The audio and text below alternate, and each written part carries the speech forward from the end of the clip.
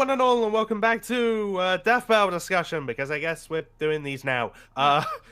Maybe not as frequently, but I'm your only mate, and with me as always is... MaxN'Mate, who just popped his neck and hurt himself in the process. So we're off to a fantastic start. Absolutely, but we've decided to come together once again to actually talk about Blake versus Mikasa now that it's actually come out. And, boy howdy, as somebody who actually watched your entire reaction, I believe it might be safe to assume you enjoyed it. Yeah, I think I'd go as far as to say this is my new favorite episode of the series. There you go. That's the thing. I always find that interesting.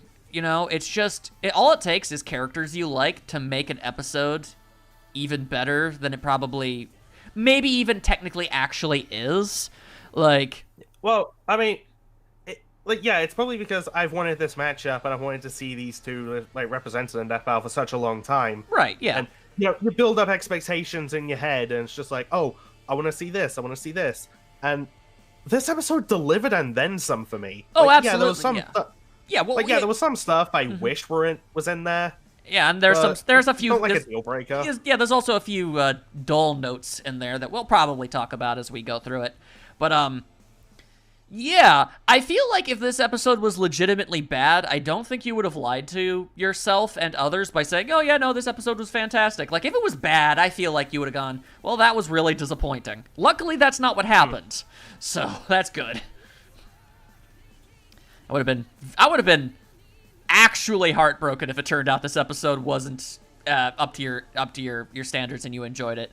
I'm very glad it did. It's like, oh no, but no, it's a good episode. Oh, it's so good, and I was gonna say I think it's without question the best RWBY episode. Yeah, well, to be fair, the competition isn't great. One of those episodes has admittedly botched research at this point. It's undeniable. And the other one, I choose to pretend doesn't even exist. And from what you've told me, it seems like most people forget it exists anyway, so there you go. Yeah. I mean, it has, one joke in it that I still laugh a lot at. So, I mean, broken clock's right twice. So, there you go. I didn't really mean to start this off by bad-mouthing something. Technically speaking, Yang versus Tifa is perfectly fine. I don't think there's anything actually bad about it. I just feel like... I don't know. I feel like some sort of wire got crossed at some point because, especially now after after they did Sephiroth and they kind of rewritten how they approach Final Fantasy characters. Yeah, but they've also had that with other franchises. Yeah, that's true. Basically, a future episode reevaluating how they look at a franchise and its characters that make it so, oh, that definitely should not have ended the way it did several years ago. Yeah, also, I'm of the opinion, look, if it's something that comes out after the episode, then you shouldn't really hold it against them. Well, that's the thing. Like if a character gets new media, or... oh, no. They do a different character, but take a different approach to it, then... Yeah. Stuff like that. I get that. But it was merely just, they researched things differently then than they do now, and it would change things at this point. And as for the second one, as I said, I pretend it doesn't exist, and to this day, it is still the episode I've literally never watched. So, yeah, Blake versus Mikasa, though. Fantastic episode. I really enjoyed it. Yeah, and, I meant to bring this up in our discussion to the last episode. Oh? No, just the last time we discussed it. Yeah. What up? Despite you not being a fan of Attack on Titan, you don't watch the anime, you don't read the manga. I have never watched a single episode. I have never read a single page. Yeah.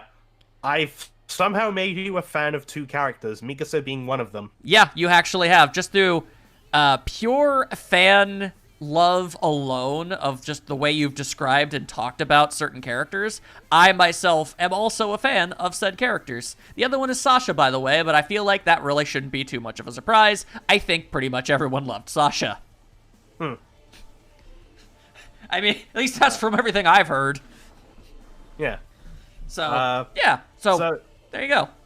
Yeah, so from someone as a fan, like, okay, not a fan of Attack on Titan, but, like, you know who the character is and you like it from what you've seen. How would you describe our analysis? Did you like it? Or... As somebody who really only knew her from the things you've told me, I would say it was a very good analysis. It pretty much explained everything that I would need to know. We'll get into more detail when we actually talk about it specifically. But, yeah, I'd say there's only one real not great part about her analysis. I think you know what it is. I think we all do. We'll get to that when we get to that, but, I will play devil's advocate for that bit for reasons. Yeah, but, yeah, I learned some things about her. Not a lot, but because you've been very thorough about teaching me things about Mikasa over the years, so I kind of had a pretty good idea. Yeah, it's kind of just like, because, yeah, I've wanted this fight for a long time, and of course, like, anything that comes up in Attack on Titan to do with Mikasa, I'm just like, oh, by the way, Mikasa did this thing, or this character Mikasa scales to did this thing. Yeah, or even just... Or just in general, this thing is what's happening in the story. Yeah, and even then, like, occasionally I would have just asked, like, okay, so, like, just from the things you've told me, I don't really understand this, and you're like, oh, well, it's because of this, that sort of thing. Like... like, even just recently, just off camera, I was just like, so wait, so are Mikasa and Levi cousins? And you basically confirmed, we don't actually know. Yeah, that's just, like, the popular, like, fan theory. I mean, that would make the most sense. But, I mean, you can be related to people in about 1,000 different ways. Yeah. So, who knows? But I was just like, because I only asked because I was actually looking up Levi to in the Versus Battle Wiki just to get a general idea of where he stands. Pretty much exactly where Mikasa is. And it said his last name was Ackerman, and I was like, oh, I should probably ask about that. Like, would also explain why Mikasa was able to do his spinning laser spinaroonie attack, but we'll get to that. Oh, no. Yeah. Because apparently that's a thing. That's pretty cool. So, unfortunately, and I'm never going to not be able to unsee this now, you pointed this out, it's literally one of the very first things you see when you start the episode. They spell Blake's last name wrong. Yeah, like... Not horribly. It's still pronounced the same, but it's missing an N. So it's not that big of a deal. No, it's not. And, like, yeah, like, human error happens. Yeah, yeah. Like, dude, the amount of times I've tweeted something and misspelled it. Yeah, no, I'm not gonna harp on him about it. But I mean, like, I feel the need to point it out because you pointed it out. Now I can never not see it. Yeah, I was the same way when a friend pointed it out to me. Yeah. So, oh no, oh no, that's not good. You know, it sounded like you were trying to go for an impression of Bruce from Family Guy. That is not what I was trying to do, but I could see where that ultimately would make you think that. It just, oh no. That's almost like that. But that wasn't where I was going with that, but fair play. I remember they brought him in so many episodes, and then one episode it's just like, all right, now for Bruce, and he's just like, oh hey, I'll set my name. Very silly. All right. So anyway, okay, that show has good moments, but like the older ones at least. The older ones, but yeah. So I can't help but maybe I'm almost overanalyzing it, but I think that they actually had to get this Mikasa render into Photoshop and get rid of some of the white because I think I see tiny bits of it here and there. Like I don't. What do you mean? When the nameplate title card thingy after Blake, they spell it wrong, and it shows Mikasa. Like, you know how I'm sure you've at least done this once or twice. Like, you're looking up a PNG and it doesn't actually have a transparent background. I'm looking for what you're talking about. I don't think It could just be my monitor. I just thought it looked like there might be little tiny bits of white here and there. I mean, from the hair, I kind of get it. Yeah, that's sort of where I was mostly going from. It could be kind of glow effect, maybe? I'm not sure. It doesn't really matter. I just happened to pause on it and felt the need to bring it up. Yeah, it's not really that noticeable, anyway. No, not really. All right, so the Blake analysis. I was pretty content with it, if I'm being entirely honest. Yeah. Also, we learned just how easy it is to break the RWBY fandom. Yeah, boy, howdy, sure is it. So apparently, you just need 4. Apparently, you just need 4 words. Those words being likes, reading, tuna, yang. Oh God, why did you say it that way? I don't know. I've had that in my head for a long time, and I thought, you know what? I'm gonna say that on recording. All right then, fair enough. So yeah, it's hilarious. So, apparently, I don't really follow those circles, but you do, and apparently, people who are talking about this episode online in the RWBY fandom is just like, it's not talking about how Blake won or how cool she looked or anything of that general nature. It was mostly the fact that Yang was listed under her likes in her background. Yeah, like, after I watched the episode, and, like, a lot of times when I watch a RWBY episode, I'll go onto Tumblr, type in RWBY, and just filter recent, because a lot of people on Tumblr, they'll just, like, notice subtle details or just, like, background details that I wouldn't have noticed, and like, oh, wow, that's a good catch. I like that. Yeah, they can get, the people there can get a little odd here and there, but you can't say they don't have a very detailed eye, so credit for that. Yeah, that's why I do it. Yeah, absolutely. So I thought, okay, maybe they did this for this episode. All anyone talked about was Blake's likes. And a second thing. Yeah, one other scene, which we'll get to it when we actually specifically talk about the fight itself. But as far as the information presented. Oh, also inspired by Beauty and the Beast. I like that. Yeah, as opposed to there's actually been like some mild discourse over what exactly about that fable or story Blake was meant to be the reference to. Yeah, I remember, like, it was around Volume 6 that Aaron came out and, like, said what the actual case is, because, you know, like, with Blake and Adam in the Black trailer, people would go, oh, like, Blake is Beauty and Adam is the Beast, right? To be fair, that's a perfectly understandable conclusion to reach just from that.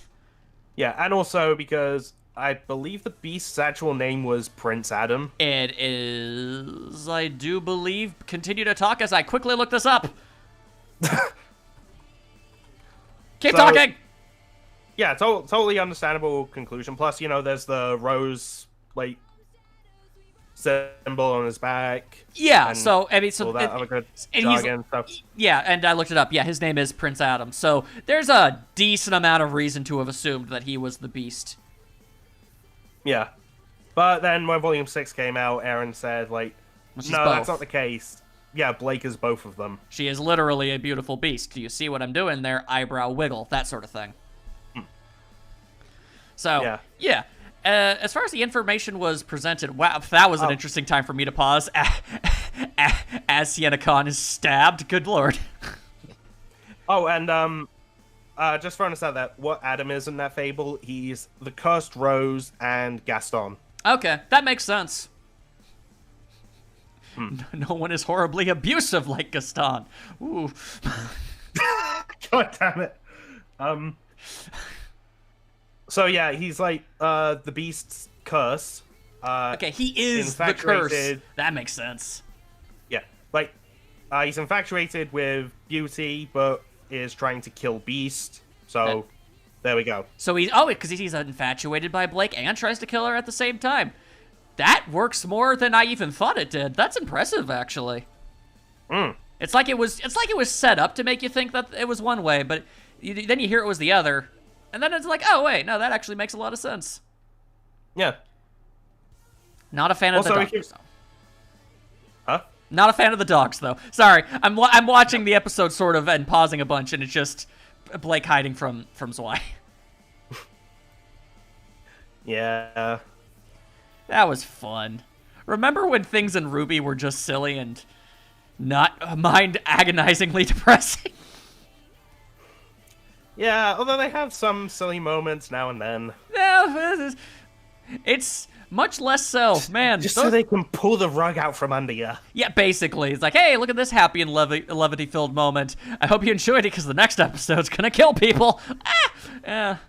Oh, shippers, look at Blake and Yang touch their foreheads together. Oh, now Yang fell and Blake thinks she's dead. Yeah. They had no reason to think otherwise. This show. But, yeah. So they didn't really seem to... They didn't disparage or insult Blake, at least as far as I could tell. Did you pick up on any of that? No, the only thing that I could feasibly say is the closest thing to, I guess, an insult would just be just Boomstick saying, man, it's like running away as a superpower, but that then transitions into talking about her semblance. Which, okay, look, the fact of the matter is, while not exactly the nicest thing to say, also technically not inaccurate. Yeah, plus, given her semblance was born from her desire to escape. Yeah, no, I mean, even Blake, even Blake herself basically admitted that is what her semblance is. Yeah, so that makes sense. Yeah. That's why I want, if her semblance evolves, I hope it's all about, what she's all about now. Yeah, exactly. So there's potential there. There's potential there. Have her make clones of other people. That would be amazing. That would be pretty freaking cool. And then the closer she is with them, the stronger the clone. Exactly. So it's like a Persona social link, but exactly as a clone. It works. Listen to it. Listen to us, people who work on the show who aren't watching this. We have good ideas. Listen to us, people who aren't watching. Exactly. So here's I get into it in my reaction, which, yes, I'm aware by the time this is up, it is not, in fact, up itself yet. I'm sorry. It's not easy. Give it a few days before Poe vs. Iron Fist comes out. Yeah. Spoiler alert, that is the next fight. Yeah, we'll actually talk about that a little bit later, because how do you not talk about that at least a little? But, yeah. So, I bring this up in my reaction, because it's just a thing. I feel like people who are big fans of Death Battle kind of know this without really knowing this, that they kind of they specifically focus in on particular feats and just kind of casually talk about other ones in order to try and level the playing field between both fighters when it's clear that it really doesn't work that well. I'm only bringing this up because they focus a lot on this Nevermore, and it is by far not the most impressive durability feat in RWBY.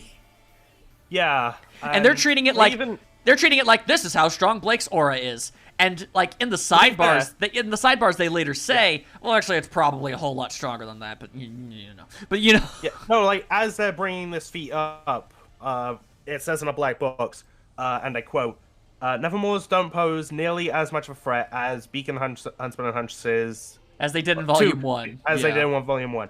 Currently, Blake should be much stronger than them." Yeah. So, they're not lying, and they're not keeping information from people. They're just trying to present it in a way to make it not seem like...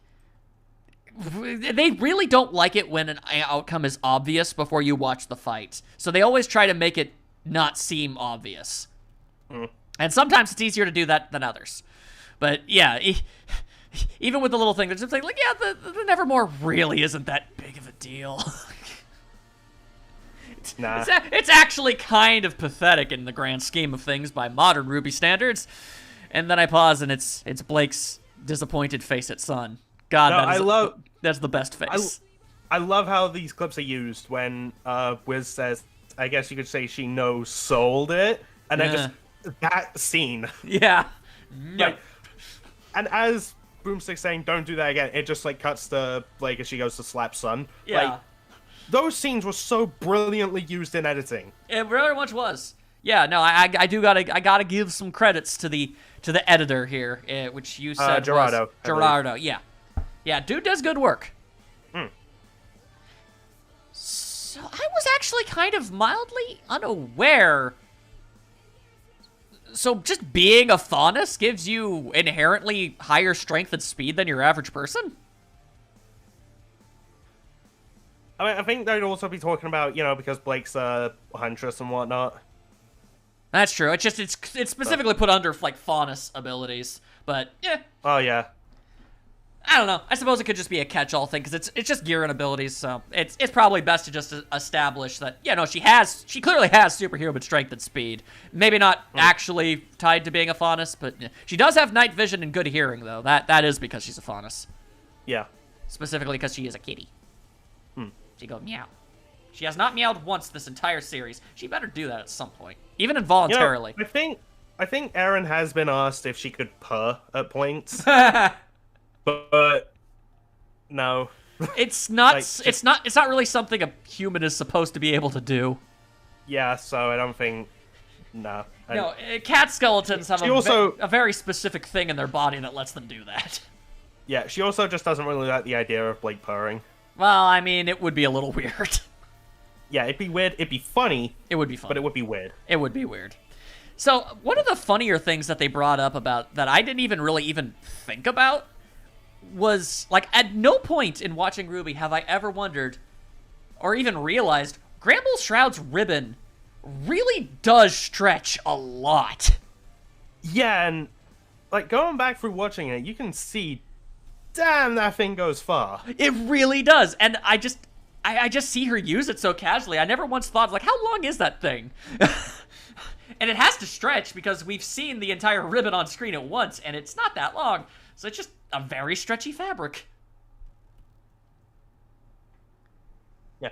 Also, they mentioned in a black box that the ribbon was measured by comparing the amount of times Blake and Yang wrapped Gamble Shroud around the Manticore Grim before restraining it. Yeah. Which, I mean... in the first episode of Volume 6. Yeah, so, like, I mean, credit where it's due. I wouldn't have even thought to bother to look that up.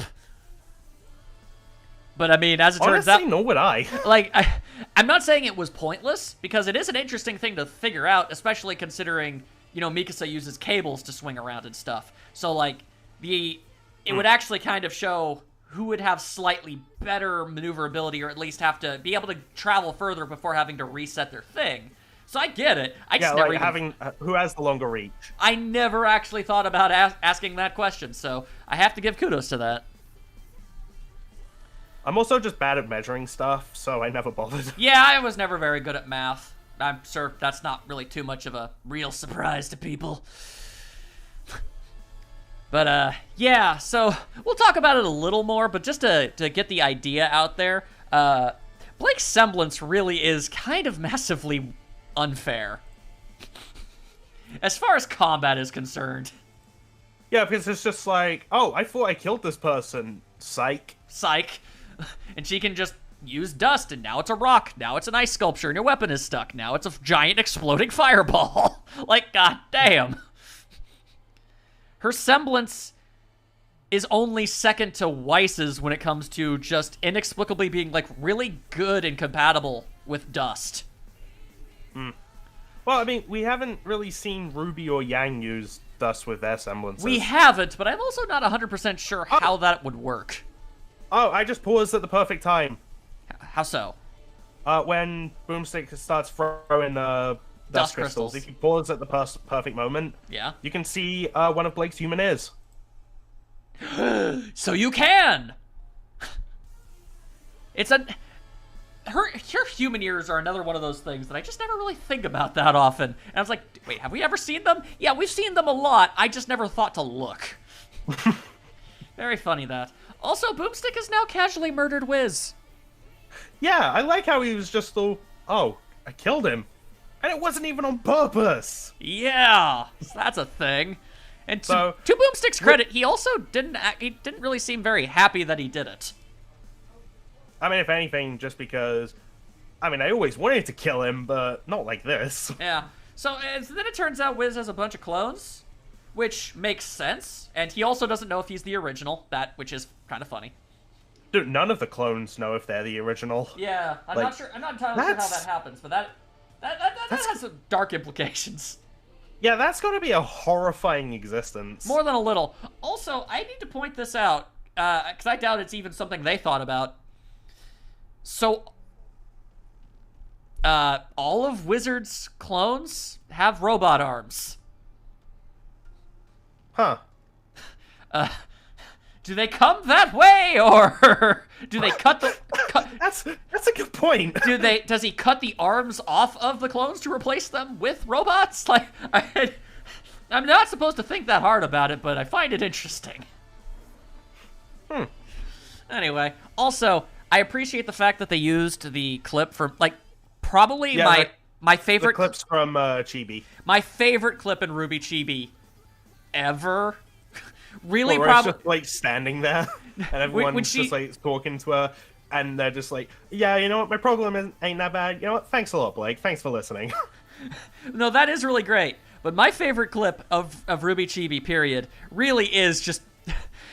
Ninja Cat mode in the corner of that room. I see. Oh, you. dude, the amount of people I saw like use that like for the announcement of this death battle, just like cut to that. I see you, Mikasa Ackerman. Well, to be fair, it's like the most intimidating Blake has ever been. I mean, fair. Like, even in the main show, she's been imposing, but for some reason in that RWBY Chibi show, like, what if we made her terrifying? Dude, I remember having a lot of fun when I wanted to use that in one of those crack videos I used to do. Yeah. Like, just the here's Johnny moment from The Shining. But yeah. It's just, I see you, Ruby Rose. Just through the doorway. It's just such a good clip. It was a good joke, and I liked it. Even though it was weird in retrospect that she was just randomly harassing Ruby, but RWBY Chibi was weird. Yeah, but it was funny. It was what it was. Oh, and coincidentally enough, Attack on Titan has a spinoff just like it called Attack on Titan Junior High. It did. That is actually interesting to me. Huh. Well, go figure. So, now's the time where I point out that Blake has a ridiculously unfair win-loss ratio.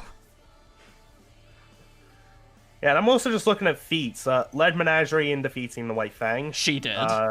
Aced the Beacon entrance exam without any academy training. That is true. Yeah.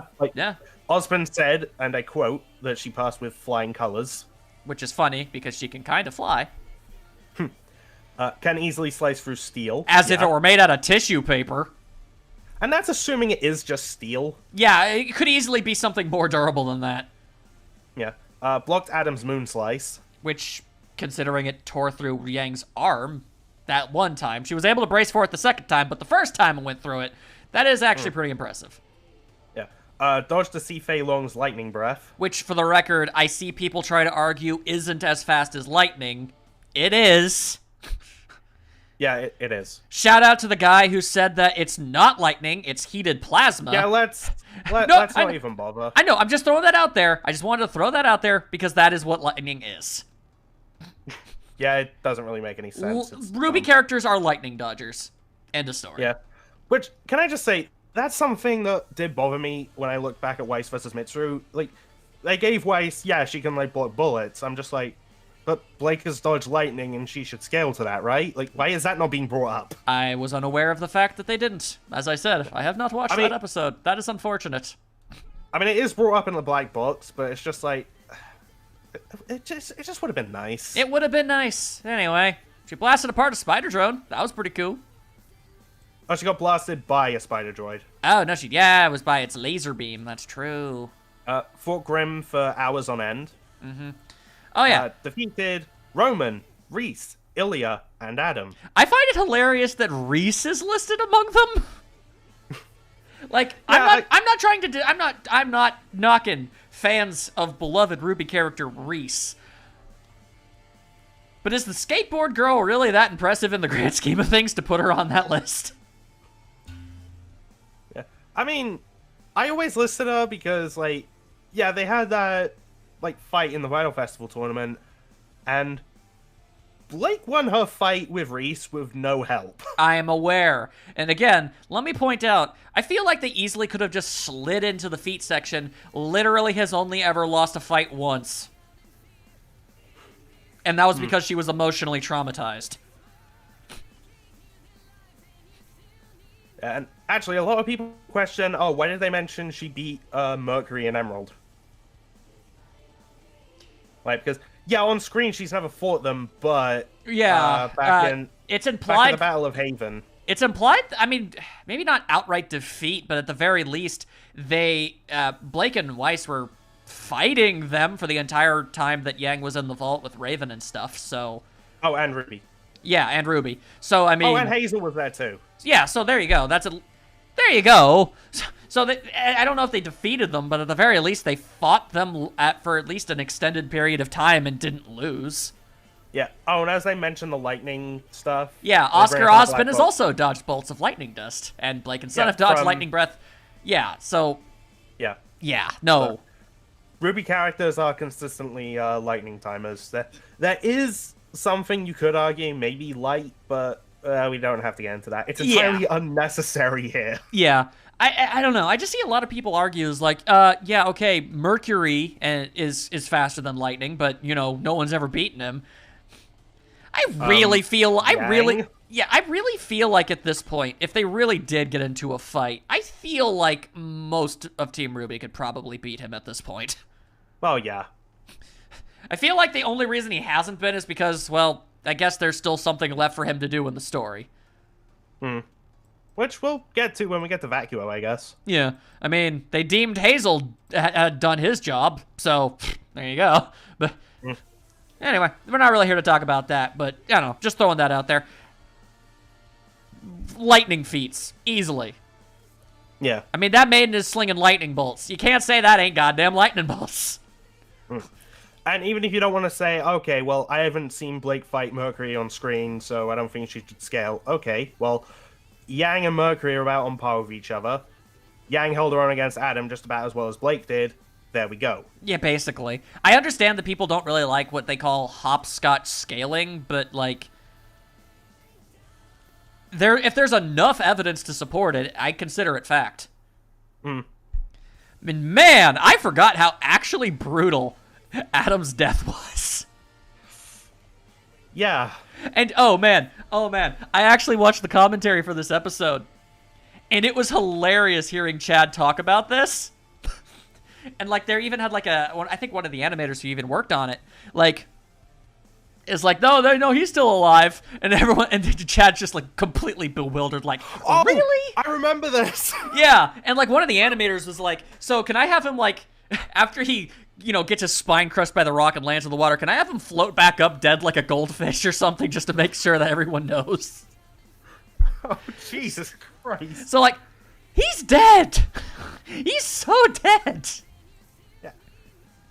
Also, I like how they mention that Blake did it with the help of a new, way less toxic partner, and it shows the footage of her and Yang. Yes, I know. Death Battle ships it. You may revel in this fact, my friend. Yeah. Although they do give Adam credit and talk about how, like, impressive him atomizing that spider droid was. Yeah, no, that legitimately is a very impressive ability. But, also, can we just talk about the different names that they call Adam in this analysis? They like, yeah, go ahead. There's Ginger Kylo Ren, Abusive A-Hole, and Bootleg Virgil. Yeah. I appreciate that a lot, honestly. I appreciate the Bootleg Virgil one a lot, because I noticed, man, they fight super similarly. They do. They do the whole, I don't remember the actual name of the fighting style, but the whole, you know, quick draw sword slice thing from the sheath. That's their fighting style. Yeah. But yeah, no, it's absolutely right. I've even seen people compare the two of them, so it definitely works. I see a lot of people request that for a death battle, and I'm just like... I'm DBX. Cool with requesting that for a DBX. Yeah.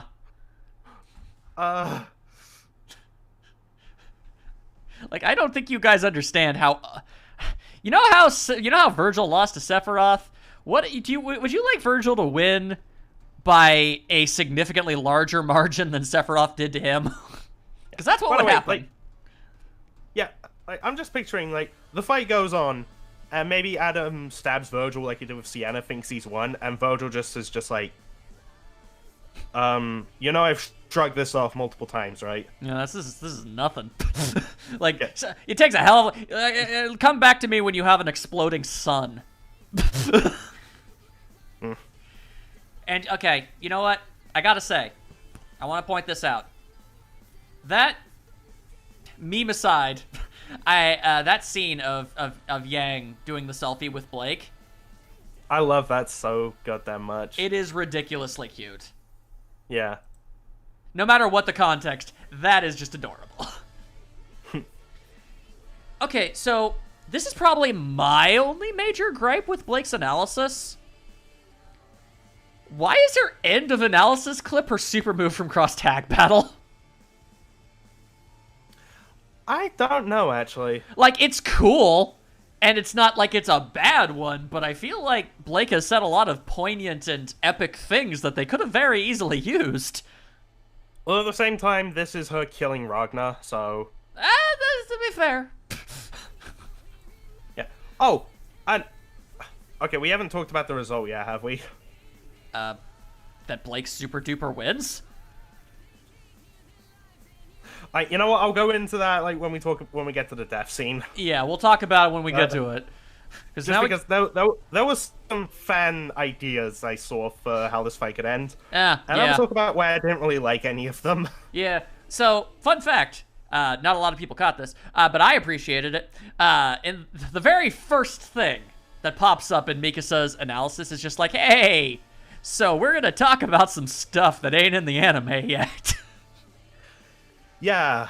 I also really like the wording of it might contain major spoilers.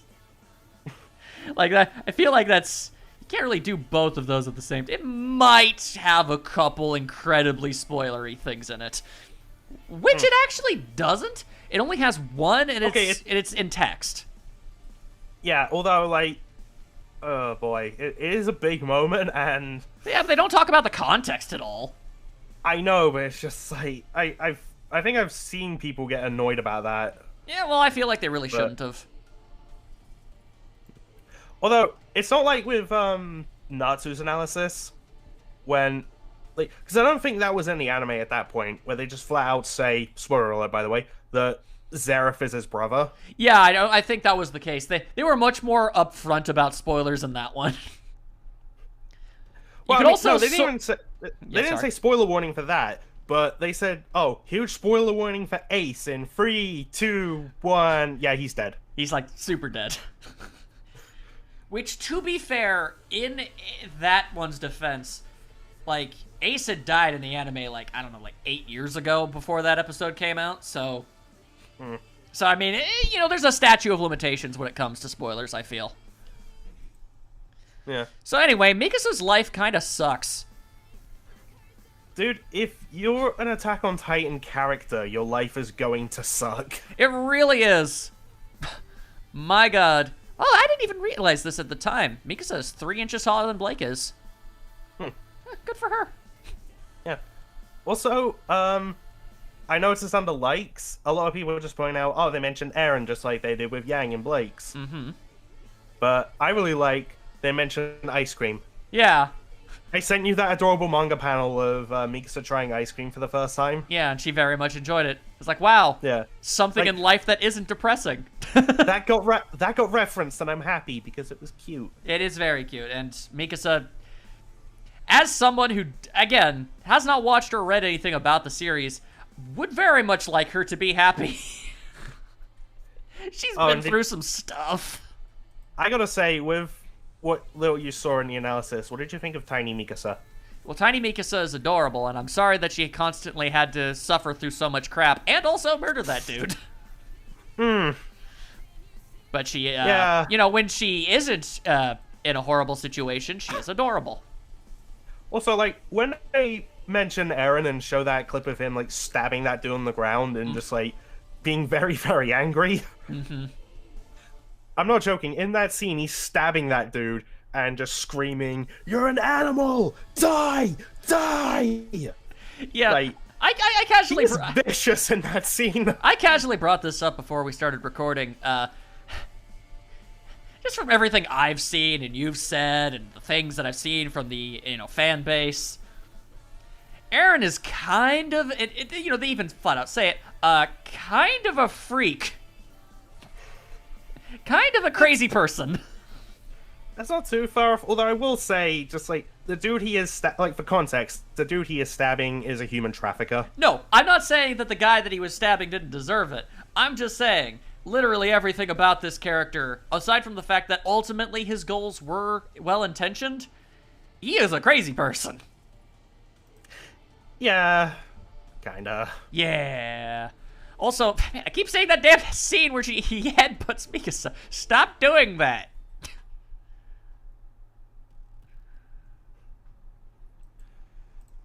Gotta say, Mikasa's gear is really cool.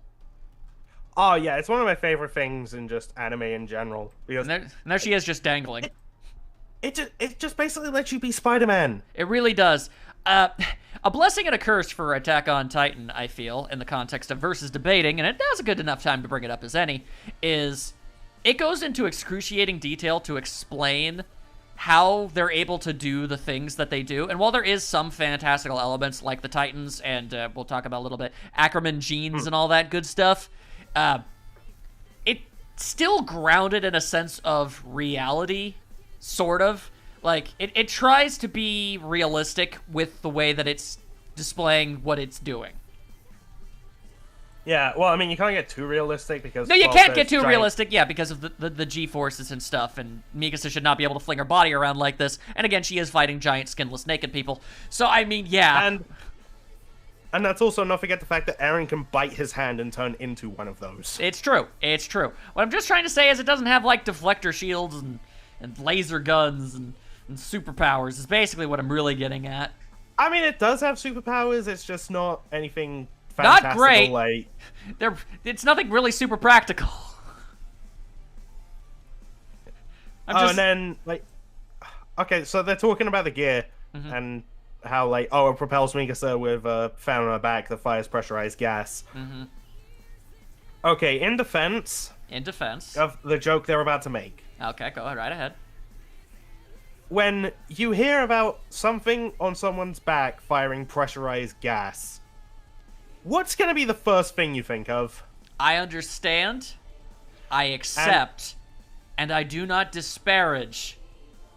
Also, admittedly, and I'm being 100% real with you, Yeah? I like fart jokes. They can be funny when done properly. Every type of humor can be funny. Yeah, like, honestly, just...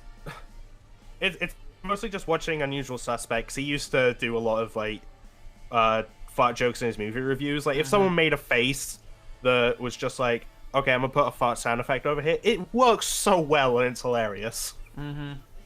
Like, I don't know if you've seen Home Alone 2 yet, have you? I have not.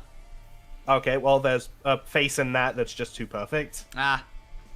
And a fart sound makes it funnier? Oh, so much funnier. Fair enough. Look, I know, but okay, the first time they make the fart joke about the pressurized gas, okay. My problem is the reprise of the joke. Are you talking about, like, Boomstick just constantly making the sound effect to the point where it just kills Wiz out of sheer stupidity? No, that's fine, that's fine. I'm talking about when her whole entire analysis ends and it's basically the final word on the character. That also, much... hi, dummy. Yeah, hi, dummy. But yeah. I'll get another clone. Yeah, I bet you will. I'm just saying, you said this before, both of our favorite episodes have the fact that Boomstick completely ruins the moment in one of the analyses. Yeah, like... And we don't really appreciate that. Yeah, like Ratchet and Clank vs. Jak and Daxter. Yeah. Like, yeah, the greatest strength is their friendship and teamwork, and it has that music, like, dun dun dun dun dun. Oh god, that was so lame. Yeah, I don't care for that. It's rude. I mean, some people get a laugh out of the final line in Mikasa's, and I'm just like, yeah, you know what, that's fair. Yeah, I know, but still, I don't know. It's just a personal thing. You get it. Yeah, like, I play devil's advocate with it. Yeah, I get you. Yeah. But, so yeah, Mikasa, she's about as badass as somebody can really probably realistically ever possibly get. And I gotta say, shout out to the researchers for looking into just how fast the gear makes you move. Yeah, that's I've tried yeah. figuring that out, and I just cannot do it. I also want to give credit to the researchers, because in the commentary, it was mentioned that they kept their eyes on the manga like a hawk the entire time.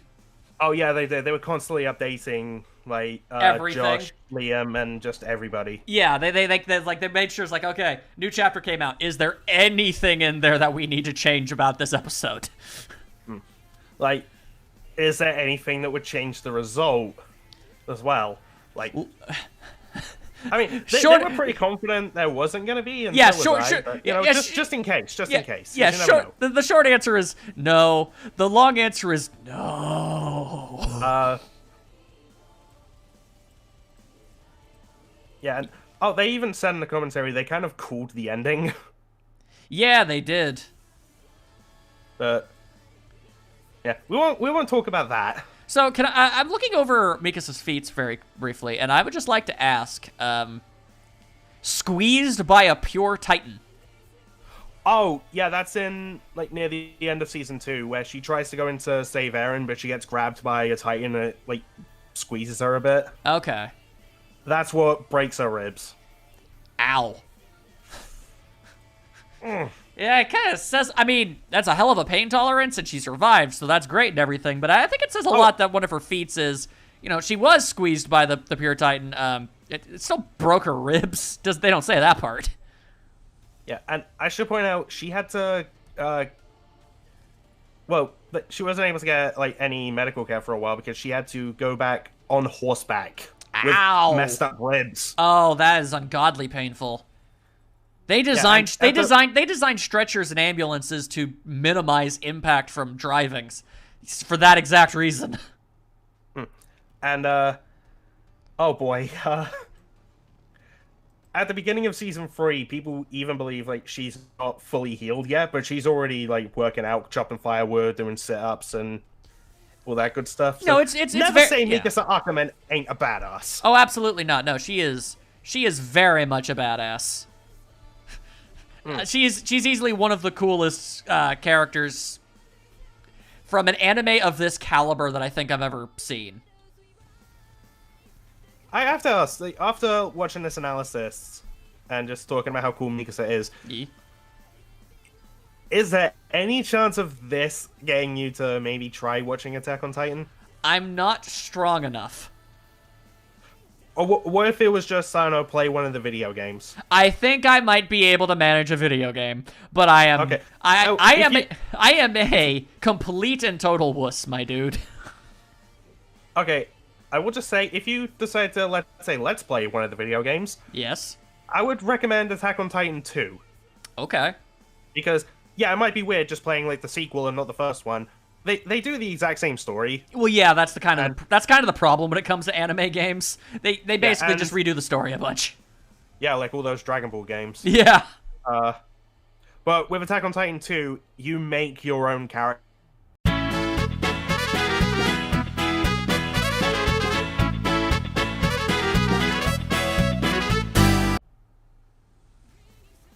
Okay, so some technical issues there. So you can create your own Attack on Titan character, hey? Yeah. That's pretty cool. Yeah, it is. And oddly enough, this is unrelated, but you can just change their gender and appearance, like, in the middle of the story. That is actually hilarious. And you know what? Very progressive. Good on you, Attack on Titan 2.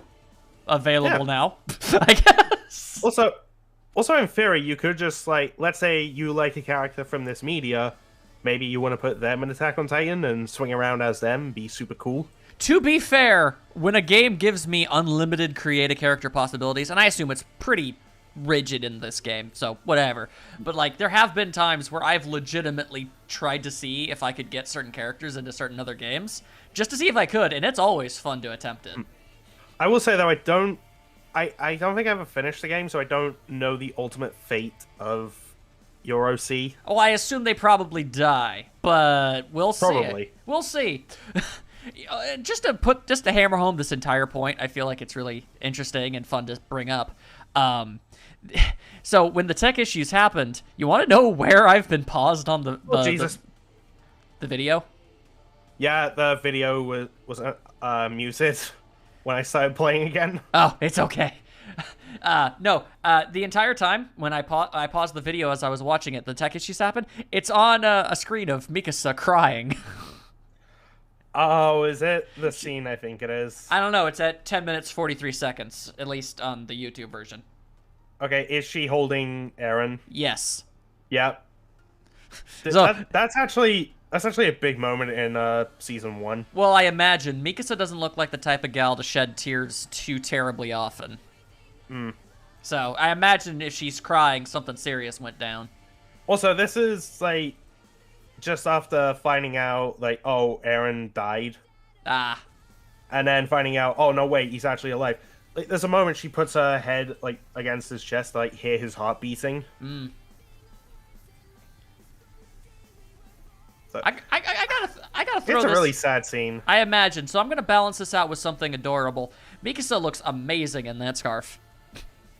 Yeah, she does. It's just wrapped around her whole ass head, and she is just this tiny person with a big old scarf on her head, and it's cute. Fun fact, the only time she ever takes that scarf off is when it's way too hot. At least she So, does. So she does have a limit. Okay. Yeah. It's like she'll wear it under almost any circumstances. Of like, man, I'm sorry, it is just too damn warm out today. I appreciate that. Yeah. Although she wears it all the time in junior high. Well, that's because that's a comedy series. She's never gonna take it off in that. Yeah, no. Although I do also remember a gif of seeing her like in her tiny little chibi form running dead, like absolute scary facily, like around. I don't know. It was funny. No, I think that's the first episode. Yeah, probably was. But I just remember that gif, and it was really funny to me. Because to the best of my knowledge, I think I saw like a single episode. She basically doesn't really talk at all in it. She's very stoic. Yeah, just like Blake. Pretty much. And she has herself a cool little moment. And then there's an awkward ad for something I don't want to talk about. And then... Oh, yeah, that. I'm on the Rooster Teeth site, so no such ad exists, which... Yeah, just saying that's an option for people. It is. It totally is. Consider it. You won't have to deal with such incredibly awkward ads. And then the fight happens. Also, you know, if you sign up for First membership, you get to watch these episodes early. It's true. So, you know, less chance of getting spoiled online. Which, to be fair, is a very serious problem these days. Yeah. So this fight... Yeah, so before... Yes. Go ahead. Like, they mentioned the whole Ackerman blood and everything. Yeah, how she's basically the Avatar. Yeah, but also how it gives a fraction of a Titan's strength without transforming. Yeah. I do like how they put in, although the Ackerman clan's strength is obviously greater than average, Eren's statement that they have the power of Titans was likely an exaggeration to shock Mikasa. More than Not only that, but his words in the manga where they can partly manifest Titan strength. Right, not fully manifest it. Yeah, so even by his own admission, it's like, yeah, no, it's not a one-to-one comparison, but it's still like a big strength boost. Yeah, it's a huge strength boost, undoubtedly. It's just, no, she doesn't have the strength of an entire giant-ass Titan in her normal human body. She just gets really stronger. Yeah. Also, this scene where she's like zooming back and forth across so many people that are shooting at her and just like slashing them up and just, that's such a cool moment. It's right before the Avatar footage. Yeah. I just want to point out, again, yes, Mikasa does lose this fight, and we both kind of very firmly felt like that was going to be the case. But as you are a big fan of the character, and I feel confident saying that I am a fan of the character too. Despite not watching or reading the media. I feel like I know her pretty damn well over the years, even without it. That she is a very awesome character. And that's really all there is to say on it. Yeah. She does her best, and we have some compliments to say in this fight. Speaking of this fight, I dropped something underneath my desk, and I'm probably never going to see that thing ever again. Oh, well. Anyway, a lot of people were complaining about the frame rate. I think it's actually pretty cool. Yeah, same. Like, I don't have a problem with it.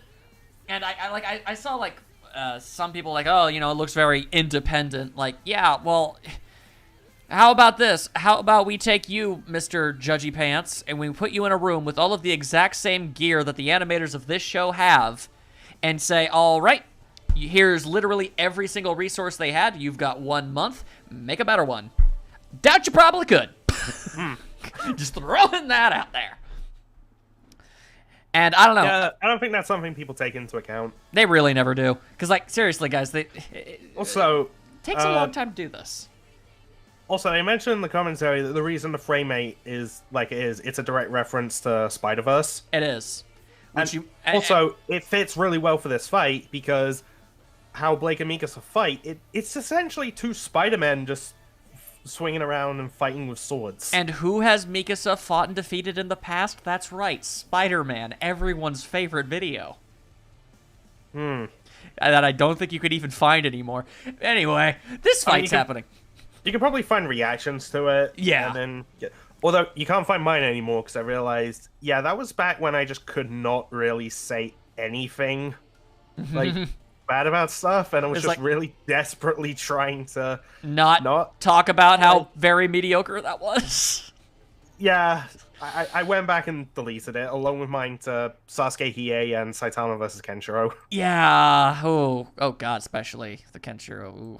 Anyway. Oh, and I think a few other DBXs as well. Yeah, moving on. This fight, it's pretty cool. Blake's reading a book and she's having a swell old time. Then Mikasa comes in here and says, "Hey, you dumb cat, get off the damn roof." And then Blake is all like, and then she's all like, "Oh, what the hell did you just say to me?" And then the fight begins. Yeah, and like, I see a lot of people complain, just like, and even one person say, "Oh, they made Blake look like a really petty bitch." But okay, the thing about Death Battle and starting up fights, there's never a good reason for them to fight. Yeah. Like, yeah, there can be like super convoluted things that could work, but you're also sacrificing some animation for that. Because that's exactly the point. Here's the thing. Do you really want to spend that much time, effort, and money on a entire minute or more of setup for why these characters are fighting? Unless it really super, like, accounts for that, like, it's necessary. I'd say the best example of that would be Solid Snake versus Sam Fisher. I feel like that had a justifiable amount of effort put into why they're fighting. And even then, when you get down to it, if they spoke to each other, they probably could have resolved that without murdering each other.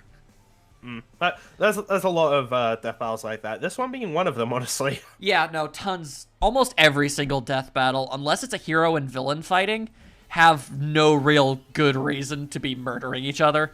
Or even just two villains. Even sometimes with the villains, like, okay, fine, they're villains, they kill. All right, I'm fighting you. I'm probably gonna kill you at the end of this. Like, yeah, okay. But like, when it comes to hero characters, it's gonna be a flimsy reason, and it's not even it's gonna come out of nowhere. It's gonna be weird, and you're just gonna have to accept that. This is just one of those instances. I appreciate the fact that they bothered to include any context whatsoever, and not have it be like another fight, and just have it start with them already fighting. Well, I mean, there's multiple fights that did that. I'm aware. We don't have to talk about. I could think of two, and I wasn't a fan of either of those. Point is, flimsy justification it may be, but here it is. There you go. But seriously, I really like my interpretation of Mikasa just say, "Hey, you dumb cat, get off the damn roof." Yeah. Also, in Blake's defense, like, yeah, she's fighting someone over a book. After she fired a sharp metal hook inches from her face. That is also very true. Like, that book is now pinned to that is now pinned over there. Like, wow, okay. Like, I ignored you. Admittedly, maybe I was a little rude, but you just almost murdered me, as far as you know. Or at the very least, could have taken an eye out. Exactly. Like, come on. Give Blake at least some credit. Also, there's a very interesting quirk about this fight that we're going to bring up that kind of changes your viewpoint on the entire thing. But, despite the fact that this episode... Yes? I noticed something kind of hilarious, like a coincidence. What up? So last year we got Obi-Wan versus Kakashi. Yeah. Which came out on YouTube May 4th. It did. It was written by Liam Swan. It was. And it starts with a ninja reading a book. It does. This fight came out on YouTube May 3rd. It's true. It was written by Liam Swan. And it opens with a ninja reading a book. And not to put too fine a point on it, but they were both technically reading smut. Yeah. I'm just throwing that out there. So does that mean next season when May comes around, we're gonna have to keep an eye out for one of those fights? I'm just saying, if a ninja shows up. Like, okay, once, yeah, sure. Twice, coincidence. 3 times. Okay, Liam, do you have a thing for ninjas reading that kind of material? Because that's a very interesting and specific thing to think.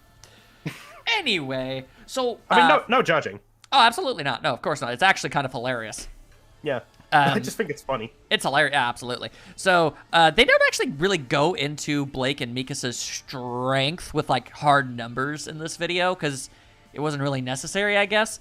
But if they did, I feel like they had to, for the sake of research. I've researched episodes. Even if they don't use numbers, they get them anyway. Yeah. It was very clearly determined that Blake is definitely physically stronger than Mikasa is. No, technically they do give a strength thing. You just have to look for it. Yeah, and to be fair, it also happens after the fight. But even if you don't pay any attention to that, just the fact that she grabs the cords and yanks Mikasa, like, one-armed, like, towards her really fast like that, I think that's very interesting in that it shows... Yeah, that's very telling. That shows, oh, wow, no, Blake's got some gains. And then... After Blake's initial attack, and she does, I just want to get this out of the way. She does exchange some hits, but you're very going to quickly notice Blake spends the vast majority of this fight trying to leave. Which is what Mikasa wanted her to do in the first place. Yeah, and now Mikasa's just trying to murder her. So, yeah. Which, I'll be honest, that's how I always thought the fight should go. Yeah. I mean, it fits. Yeah. Also, shout out to the one guy who made this very appointed. Mikasa starts this episode asking if Blake is deaf, and then discovers she's got 4 ears, and therefore 4 times the hearing. Now, we're giving her a little bit of credit. She might not know how cats work. Because I was thinking about this. I don't think there's a single cat in Attack on Titan. And Mikasa's got more important things to go to deal with than figuring out animal facts. Yeah. So, as far as she can tell, 4 ears, she can hear real good. She can hear real good, just significantly even better than Mikasa assumed. Yeah. And I guess now it's actually a pretty interesting time. For whatever reason, they couldn't get new lines from Erin, Blake's voice actress. Oh, no, here's the thing. I'm going to play devil's advocate for this as well. Yeah, okay. So, yeah, Blake doesn't talk a whole lot during this fight. Mm-hmm. And the lines that she does have are ones that we have heard before. Yeah. Now, yeah, it's possible those are just sound bites, and maybe Erin was busy for whatever reason, and they just couldn't do it. Any amount of reasons are perfectly understandable. And if that is the case, I think they did good with what they had. Yeah. Like, it's totally fine. On the other hand, if that is Erin behind the mic and she's just re-recording those lines, it's possible maybe she was just channeling, like, the energy that she had when recording those lines initially. It's possible.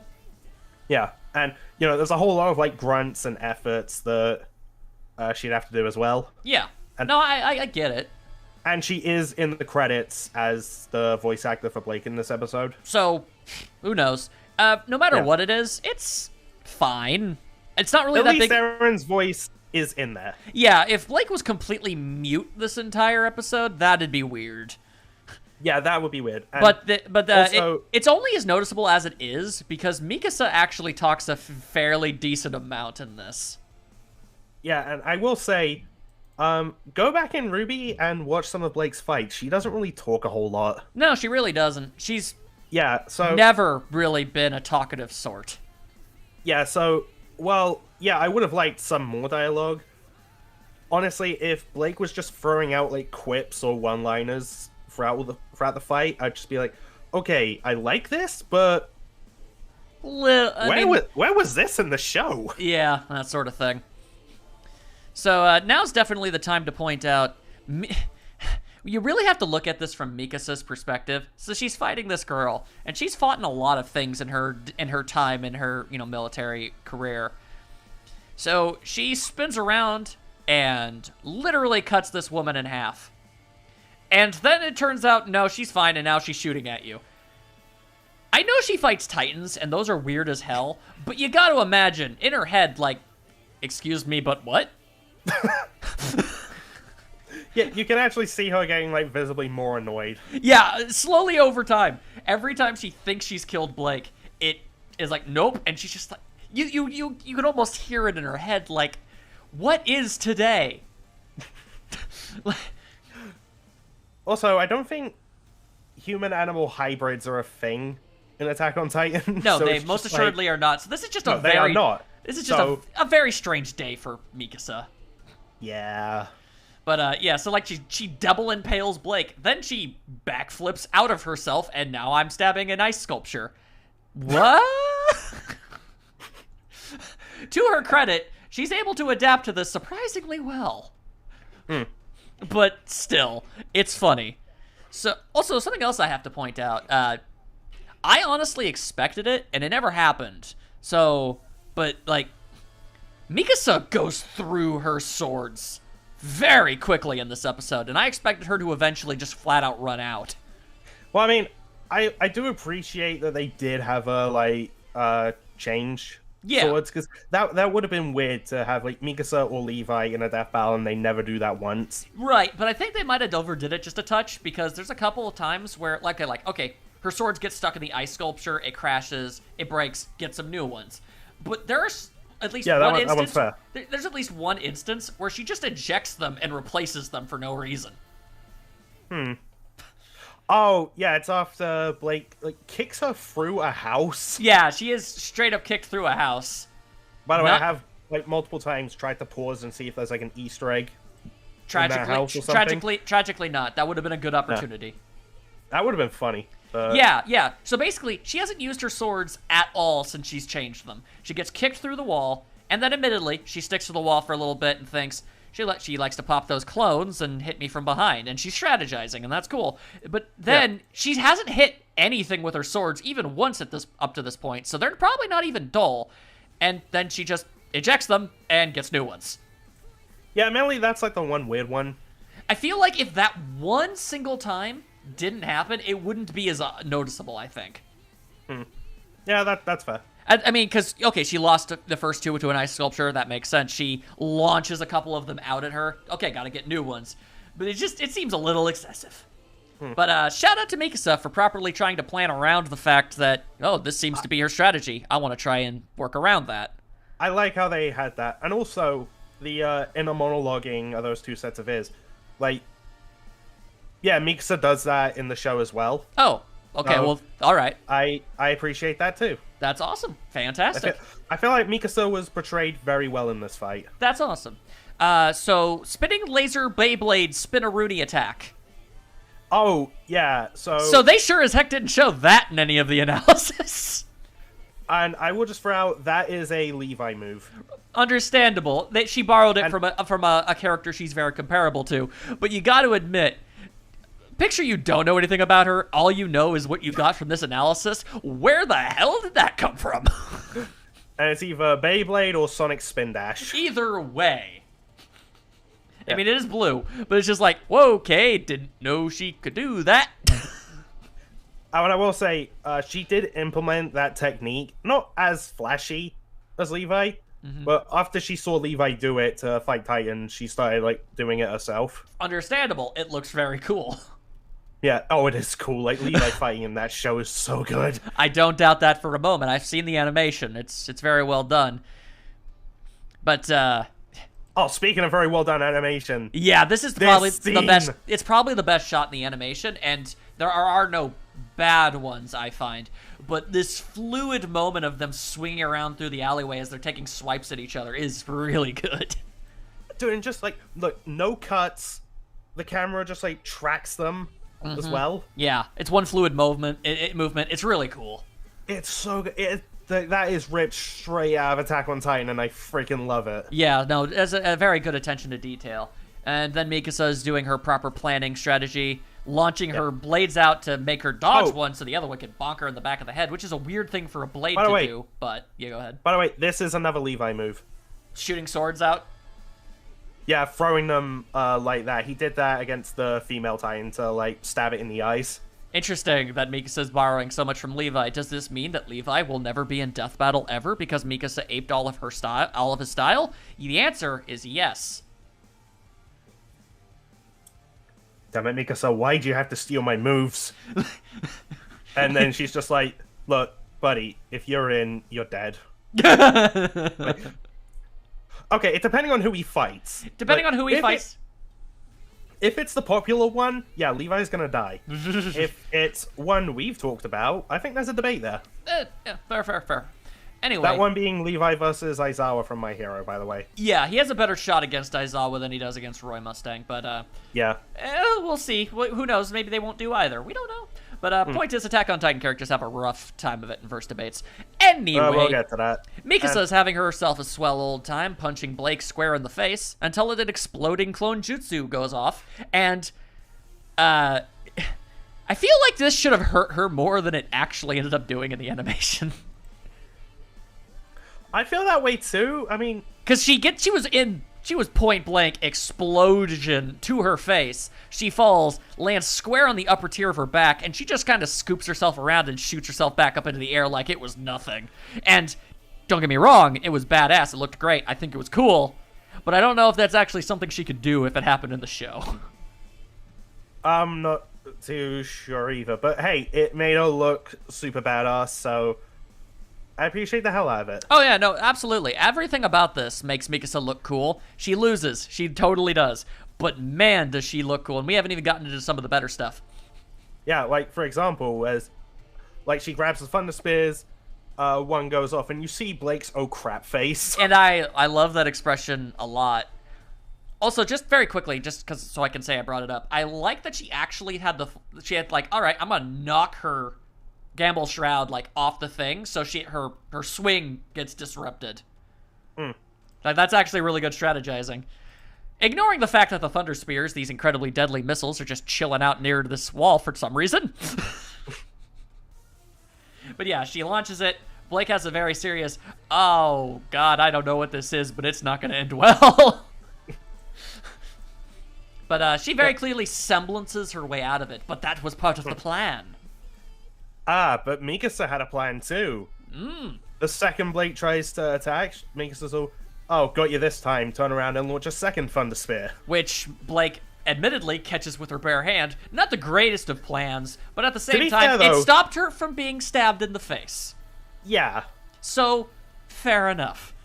But Blake can't really shadow her way away from that one in time, and her aura, this is important, does not break.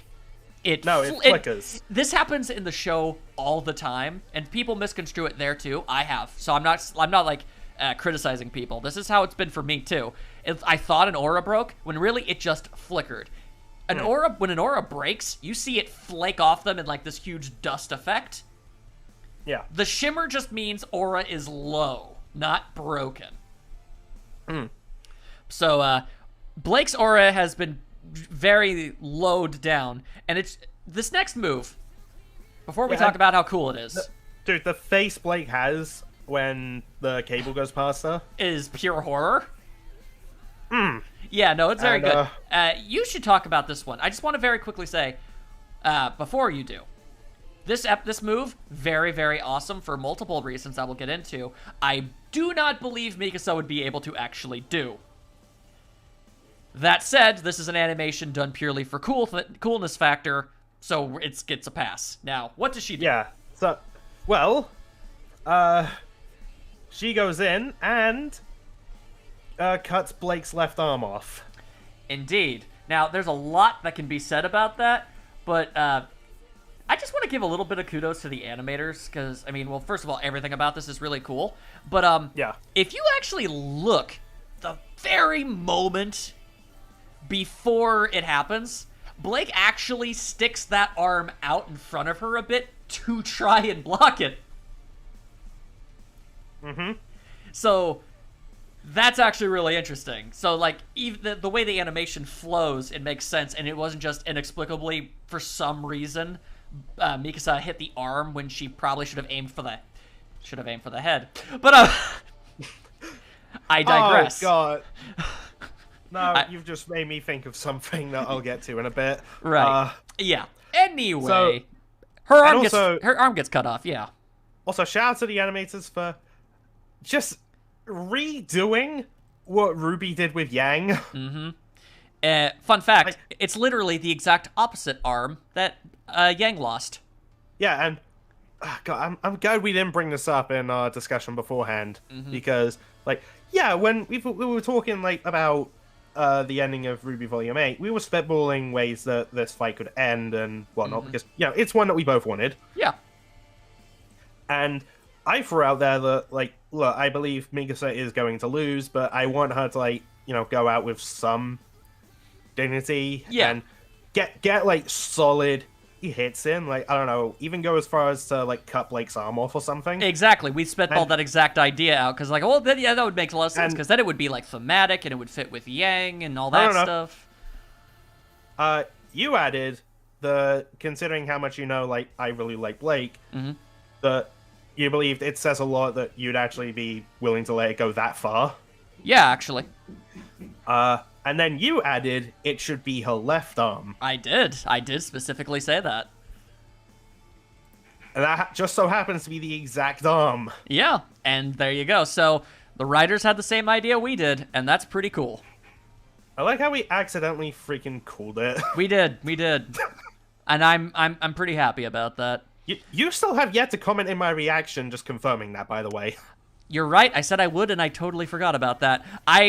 Okay. Man, to be fair, okay, in my defense, we record these things ridiculously late at night for me, and I almost always immediately go to bed when we're done. Okay, yeah, fair enough. Anyway, speaking of which, let's bring this home. So Blake, who, by the way, her blood is not purple, that's her aura, just like how when Yang got her arm cut off, she inexplicably was bleeding yellow. It's the same thing. I mean, like, to give credit to those people who do mistake it for her blood, there is a bit of, like, a purple blood splatter when she hits the ground. She does, which isn't something that happened in RWBY, so it does give off the effect of, why is her blood purple? Even TV Tropes has a thing about this under Blake. It's just like, despite the fact that Faunuses are very much like people, her blood is somehow purple. I'm just like, okay, come on now. But, she takes this like a champ and immediately gets back up and decides, I'm gonna keep fighting. She shoots Mikasa in the leg with an ice bullet, which... Oh, I've just paused at the perfect moment. The second, like, her leg gets caught and she's, like, the face that she makes. She has her own oh crap face there for a moment. Yeah, and I have seen people be like, wait, how would, like, Mikasa's leg getting frozen in ice, like, put her off by that? Okay, imagine... You're doing this exact same thing Mikasa's doing, like, swinging around at high speed, going to fire a very, very dangerous weapon. Yeah. Now imagine one of your legs suddenly gains a whole bunch of weight. Yes, imagine if one of your... So, you're flying through the air and you're doing all of these impressive maneuvers, and then one of your limbs suddenly weighs about 50 pounds heavier. You're gonna flip around a little bit from that. You're gonna go off balance, which is exactly what happens, and the Thunder Spear launches a bit prematurely. Yeah, and Blake is able to Uno reverse card that sucker chump right back at her. Oh, like, dude, the subtle detail. She flips Gamble Shroud. Like, no, she opens her hand to flip it and closes it back. Yeah, it's all one-armed. It was very cool. And Cha-chink! And then the thing pops off, and then Mikasa becomes the Avatar. Yeah, well, I also want to go back to Blake's oh crap moment, because she has that moment when she sees the, like, trigger being pulled. And what does Gamble Shroud do? Pulls the trigger out. Yeah, no, so basically she saw how these things worked as, like, how can I use that against her? And then she did it. Yeah. But, yeah. That was cool. Yeah, and so Mikasa exploded. Yeah. All that's left is a little bit of her scarf. Well, I love Mikasa. I don't think I needed to see the flames come out of her mouth and eyes. Yeah, that was overkill, but and like, I saw a lot of people talk about, oh, what if her final words were like Eren before she died? Oh, that don't make my heart hurt even more. Yeah, that would be entirely unnecessary. Come on, guys, you don't need to go that far. Yeah, and But And, as brutal as this death was, I think it was a pretty damn good way for Mikasa to go out. yeah, and there was Yeah. some fan ideas for how Mikasa could die in this. you go. Okay, go ahead, get it out of the way. One of which was have Blake use her astral finish from Cross Tag Battle. Yeah. I wasn't a big fan of that because you know what memes people would make out of that. Yeah, too easy. Just, Aaron, I don't feel so good. And then that goes into the whole, you should have gone for the head. Yeah, sorry about that. No, it's fine. I thought that was funny. The other one, which I actively dislike, I'll just throw that out there, is Blake injures Mikasa to the point where, yeah, Mikasa can't do anything anymore. Her gear is broken. She's just can't fight anymore. Blake leaves. Then either Titans or Grimm show up, and they viciously rip Mikasa apart and just go on to eat her. Unnecessary. No, that is not the kind of death Mikasa should have in Death Battle. No. I imagine it hurt like hell for a good bit there, but then it was pretty quick. So, you know, it's a very small comfort. But, you know, you take what you can get. Yeah. Oh, but then a Titan shows up. Yeah, and Blake is just like, I'ma kill it. Yeah, and... Okay, I talked about how great Mikasa looked. Can I talk about how Blake came out of this death battle looking like a freaking boss? Yeah, because she desperately needed more of that in her existence. Like, dude, she gets beaten down by Mikasa throughout the fight. Like, she takes 2 Thunder Spear explosions, like, one of which was her own doing, so she could actually kill Mikasa. And I think that says a lot. Blake basically had to blow herself up to do it. Yeah. It just helps shows, like, yeah, Mikasa really, like, had her on the ropes there. Even though statistically she didn't, but in this simulation she did. Yeah, but, like, focusing on the animation, I appreciate that. Yeah. Like, after losing an arm, and one, this makes her look way tougher than Yang, just throwing it out there. Which is hilarious, because Yang is supposed to be the tank. Then a Titan shows up, and after all of this, that smirk Blake has, that smirk just screams, yeah, bring it, bitch. Yeah, basically. Like, Jesus Christ, Blake, you are such a badass at the end of this, and I love you for it, but Yeah. seriously, get medical help. Your arm is missing. Yeah, I know. Very strange, that. Yeah, so I think both these characters that I love just came out of this fight looking amazing. Yeah, absolutely. My voice cracked a little bit there, I'm sorry. I know, you're emotional. These are crazy times, man. I get you. But, yeah, there you go. That was a pretty swell fight. And, the post-analysis basically just kind of talks about what we did, really. You know, basically, yeah, ultimately, sort of, Mikasa was really kind of outclassed, kind of a one-trick pony, going up against somebody who does things that she's never had to deal with before. The numbers weren't on her side, etc., etc., etc. Although, to her credit, the numbers they gave for the Thunder Spear were greater than what they gave for Blake's Aura. Okay, I want to say this part. Because if you thought I was going to go through an entire episode of any sort of thing ever without saying her name, a thing on the sidebar goes off and says, so, you know, basically, the whole Nevermore thing wasn't the strongest durability feat we could have used, because Weiss and Penny have feats that surpass that by a very wide margin that Blake would very easily scale to. Yeah, and I like Weiss. there's also a thing, like, because there's different ways you can judge the Thunder Spears. Like, one way is, Hanji said that they're as powerful as a lightning strike, which is nowhere near as powerful as they gave it in the episode. Yeah. But yeah, that's what they did. And in terms of, like, the Armored Titan's durability, it did tank, like, the Colossal Titan nuke. Yeah. It even mentions, because the Thunder Spear takes advantage of the Armor Titan's weakness to piercing weapons. Its energy is not necessarily comparable to the explosion that he survived fighting against the Founding Titan, which is what happens at the end of the manga. Right. Both Weiss and Penny have feats that surpass that, and Blake can scale to it. Did you hear that, people? Weiss. That means Weiss could probably beat Mikasa. Yep. I don't know why they'd fight, but that makes me happy. I don't know what they have in common, though. Literally absolutely nothing, and that's not the point. Shut up. Let me have this. Oh, I will. There's another thing in oh, yeah, and it just comes down to, like, oh yeah, Mikasa keeps other characters who can dodge bullets. Yeah. Yeah, Blake can dodge lightning. Yeah. That's significantly faster. Alrighty. So, yeah, that's pretty much all there is to say about that. Yeah. But in terms of, like, who's, like, stronger between the two, this is a little thing I appreciate. A black box. At a baseline level, the average Grimm has shown more feats of strength than an average pure Titan. Barring the 9 Titans, this means that Blake has had more experience fighting stronger monsters than Mikasa. Yeah, just from everything I've seen, I honestly think that the Grimm are, in general, more of a threat than Titans are. Yeah, especially considering all the different variety of Grimm that there are as well. Yeah, there are special Titans, but they're a rarity, whereas with Grimm, there's like about a bajillion different types. Yeah,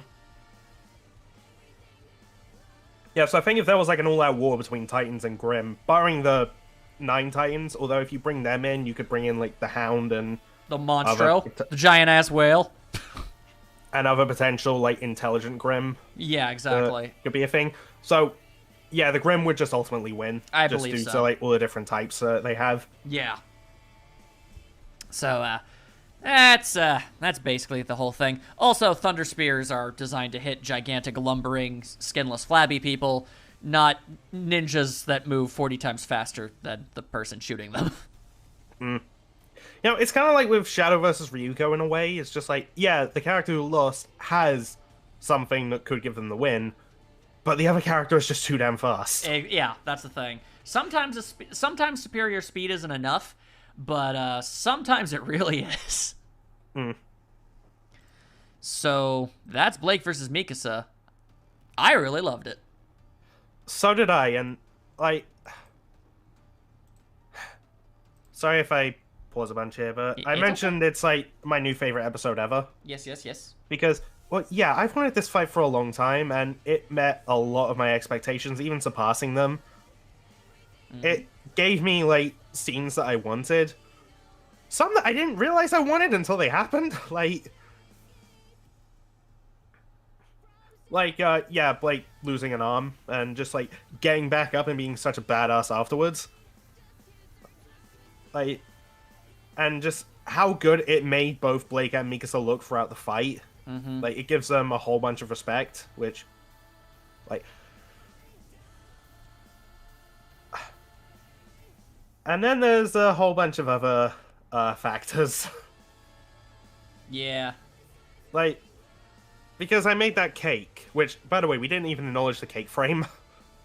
Yeah, okay, I'll bust through this real quick. So, your boy, your only mate here, saw a tweet from Luis, head animator and head honcho Mr. Man. He said, if you get Hayachi versus Geese trending, I'll give you a frame to eat, basically, it's a joke.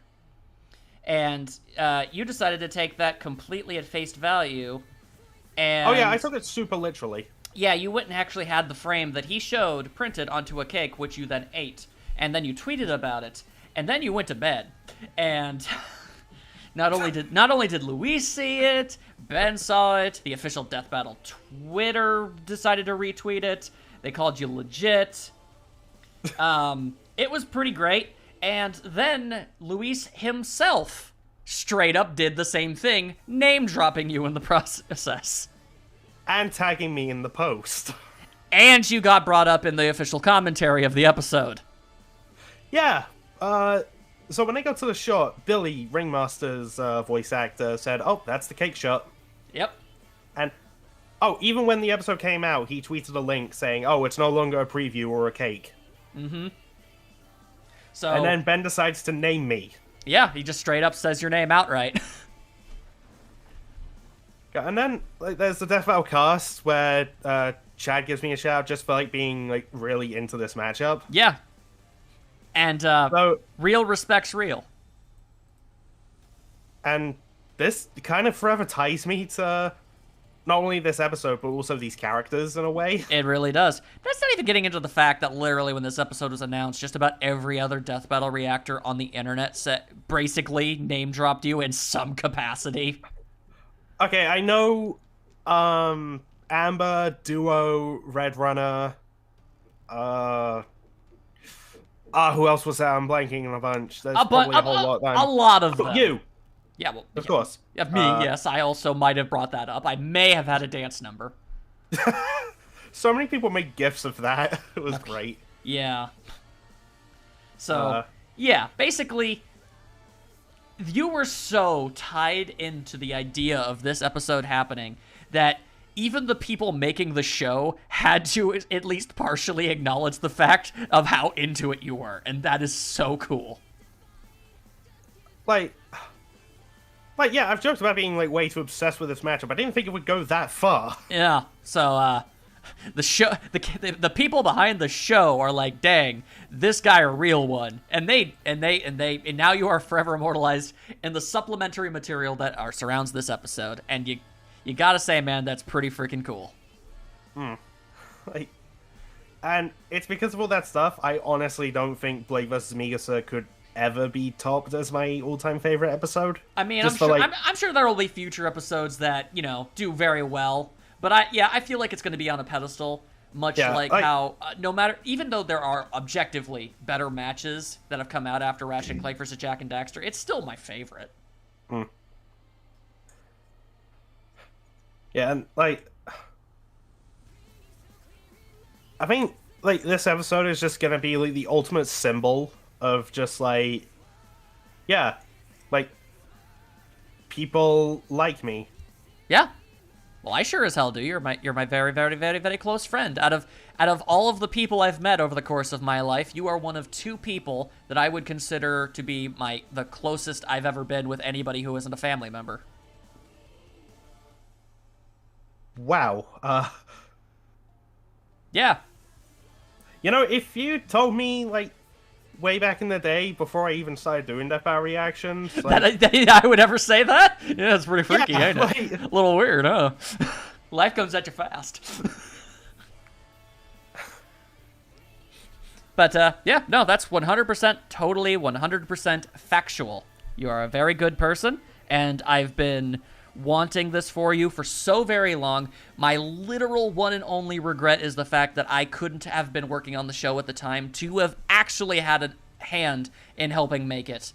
That I really wished was the case. But I'm still very happy about all of this. You really deserved it. Yeah, so shout out to like the team who worked on this episode and made it as good as it is. Absolutely. So, we didn't even talk about the song. Oh, yeah. Thunder Shroud is what it's called? Yep. Terrible, awful, atrocious, garbage title. Beautiful, wonderful, amazing, astonishingly great song. Okay, I think Thunder Shroud is good, like, for a title. Not don't. As good as Titanic Shadows. Yeah, no, I'm sorry. I feel like that's like a first draft name. Like, okay, I kind of... In that aspect, part of me kind of regrets commissioning Titanic Shadows, just because it means that name could have been the official name. I don't think it would have been. But don't worry about it. Don't worry about it. Yeah. Plus Titanic Shadows. Titanic Shadows is still amazing, and you still love it. You should. Oh yeah, obviously. Like I don't dislike Titanic Shadows any less, obviously. But and I'm still thankful that I got it commissioned. Obviously. I mean, you got that knowing full well the odds of this fight happening were incredibly likely, and that they would have to make a new song for it anyway. Okay, I didn't think it was likely for the next season. Fair. But I just thought, one day, and this is just something nice for me. One day in the future, perhaps, like 6 months. And then Hulk vs. Broly happens. 6 months later. Like, yeah. Oh, that's another thing. quickly. Yes. Now I pointed out that the footage that they teased in Hulk vs. Broly, that is Annie, Yeah. not Mikasa. Yes. However, in Japan, Annie shares a voice actor with another character. That being Blake. Funny that. So, in a way, that kind of teases this matchup. Ever so slightly. And especially considering that Annie and Mikasa have a bit of a rivalry. That's true. That is very true. And, okay, if that was intentional, bravo. Like, whoever's idea that was, like, good on you. Pat yourself on the back. Like, it's the ultimate, like, a difficult poll. But yeah, no, I like to think that it was, because if not, I want to give them the credit for it. So, yeah, fantastic episode. Really glad it happened. Glad you liked it. And Iron Fist is going to fight a panda. Yeah, and we pointed out how this season has a lot of animal combatants. Yeah, this, still going. Like, Mickey Mouse, Shadow the Hedgehog, Blake is a cat Faunus, so, you know. Geese is a geese. Although I'm just thinking about, like, you know, characters that are either full-on animal or just part animal. Yeah, so am I. But he's only part of it by name. You don't know that? Also, I'm thinking about the ones that won. Yeah, okay, fair enough. Anyway, point is, freaking Kung Fu Panda is going to be in Death Battle. This better be the Goro versus Machamp of this season. I mean, we already saw the very, very itty-bitty little tiny sliver of, like, the opening of the episode, and it's already looking really great. The post sprites are surprisingly good, and, goddamn if that ain't an absolutely almost a perfect Jack Black impersonation. Yeah, so many people are speculating, oh my god, is that Jack Black? Did they actually get him? I mean, like, it's not completely and totally impossible, but I doubt it. It's been confirmed who that is voicing Poe. I can't remember the name exactly, but he tweeted that he will be voicing Poe in that episode. Yeah, well then, whoever you are, I'm sorry we don't have your name. You're very, very good at it. Although, even if he doesn't voice Poe in the episode, there's stuff Jack Black could in theory do potentially. True. Because he has a YouTube channel, nothing's stopping him from reacting to it. I'm not gonna put my bets on it, but it's not impossible. Dude, if Butch Hartman can react to Danny versus Jake...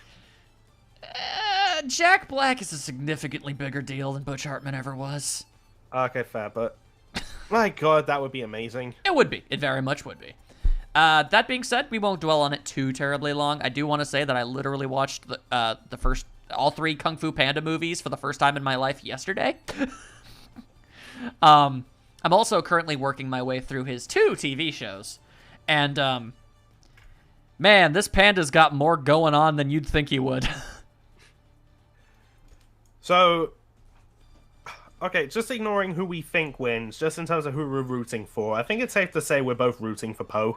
Which sucks, because I really wish Iron Fist could finally get some measurement of respect in popular media. But, I kind of have to go with Poe purely on principle, because he's a giant honkin' panda. Also, I feel bad for Iron Fist, because, like... Yeah, no, Iron Fist has had a very rough time of it. No, including in just, like, Death Battle-related media. Like, there was the Akuma versus Iron Fist DBX, which was just basically... a glorified excuse to beat him up. Yeah, like, we hate the Netflix series, let's kill him. Yeah. And then there's their top 10 Avengers for Faunus to kill. They put Iron Fist at number 1, despite the fact he was never going to be in that movie. At all?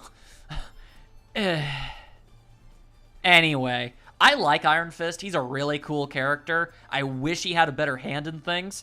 And I don't believe being killed by the Kung Fu Panda is going to do great things for him. He might win. I don't know for certain. It's just my current thinking on the process is basically Iron Fist has more experience training and he's faster, but Poe is stronger and more durable. And like, he also has a lot of counters to his hacks, and he has his own hacks, and it gets crazy. Yeah, I've heard people saying, you even, like, uh supported this as well, but Poe might be the slowest character that we've had this season so far. Yeah, he is physically probably the slowest moving character to appear in this season of Death Battle. I watched all 3 of those things. I've seen the guy move. He's pretty nimble, all things considered, but he has trouble with stairs. Or just jogging. Yeah, he doesn't have stamina, but that's the thing. His fighting strategy is a lot more so using his bulk to just kind of deflect and sort of flubio-doobity-doo around and stuff. Yeah. Okay, there are a couple scenes that I am hoping for, though. And I have to ask, does Iron Fist know pressure points? I know exactly where you're going with this, and I do not 100% know. What I do know is that hang on. Oh, sorry. Iron Fist is a master of all known forms of unarmed combat. Yes, I'm pretty sure he knows pressure points.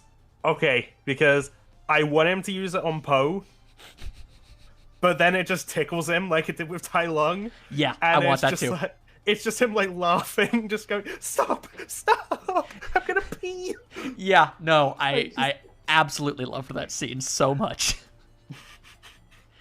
Oh god, yeah, no, that entire fight scene was absolutely amazing, and obviously, if Poe wins, hell, even if he loses, if he loses, I want to hear a skadoosh. Oh, that has to be it. And can I paint my picture for how I want the fight to end if Poe wins? Please do. So, they've been fighting for a while. Iron Fist, he's had enough. He's talking about how he's the immortal Iron Fist. He's like the ultimate, like he's like the best martial artist, and like he really is. He totally is. He's powering up the Iron Fist. He's talking himself up, and he just calls Poe some fat panda. Goes to punch him with the Iron Fist. There's a like big blast, so you think, oh, did he hit him? Like, is it over? And the smoke clears. It turns out Poe caught his wrist. And he just says, "I'm not some fat panda." Does some move, grabs his finger. Yeah. "I'm the fat panda." Raises pinky. The whooshy finger hold. Oh, you know this hold. Good lord. No. It would be so great if you knew that. No. That technique is forbidden. No one should have taught you that. No, they didn't. I figured it out. Skadoosh. God. The idea that somehow Iron Fist knows about this technique that doesn't even exist in his universe would be hilarious. I know he shouldn't. He shouldn't. It would just add to the scene, like the whole, oh, you know this hold. Yeah, somehow. I'm super looking forward to it. Oh, same. I doubt, like, look, for me, this isn't going to top Blake Mikasa, but... Yeah, no. It could take the place as, like, the funniest episode this season. It's definitely has the potential for it, without question. Yeah, like, it'll be like Goro vs. Machamp or Red vs. Blue was last year. Yeah, just an absolute spectacle. You know, I know they did the Death Battle cast on it and everything. Actually, I can very briefly talk about this. It was so weird. The day before Blake vs. Mikasa came out, so a day before anybody could have possibly known what the next episode of Death Battle is, somebody liked a tweet I made 2 years ago, commenting on the idea of Poe versus Iron Fist. And I was like, at the time, I was like, man, it's really weird. Why would somebody like such an old-ass tweet? That makes no sense. And then the next day, this fight was announced. I looked it up. They're not anybody from the show. They have no way of knowing. But isn't that weird? That is weird. That's so weird. Yeah, I saw a lot of people speculating, oh, maybe the Steven Universe fight is next. I mean, I honestly was expecting it too, because it's like one of the only 2 fights left that have been hinted at that we haven't gotten yet. I wouldn't be surprised if that and Cloud versus Totally Not Obvious are going to be in the second half, because like Cloud's is probably going to be episode 150. Yeah, I'd say so.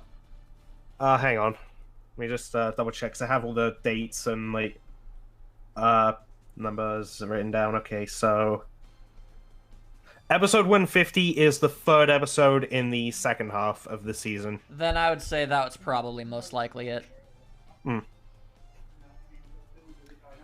Yeah, like after Poe versus Iron Fist, we have two more, Hmm. and then we're gonna take a mid-season break. Yeah, this is such a silly ass idea, but I love that they're doing it. First DreamWorks character to ever be on the show, and technically through loophole, it's DreamWorks versus Disney. I love that. Technically through loophole, that is what it is. Well, with that all being said, I dare say. Oh yes. Also, Poe is the first animated film character in Death Battle. I know, right?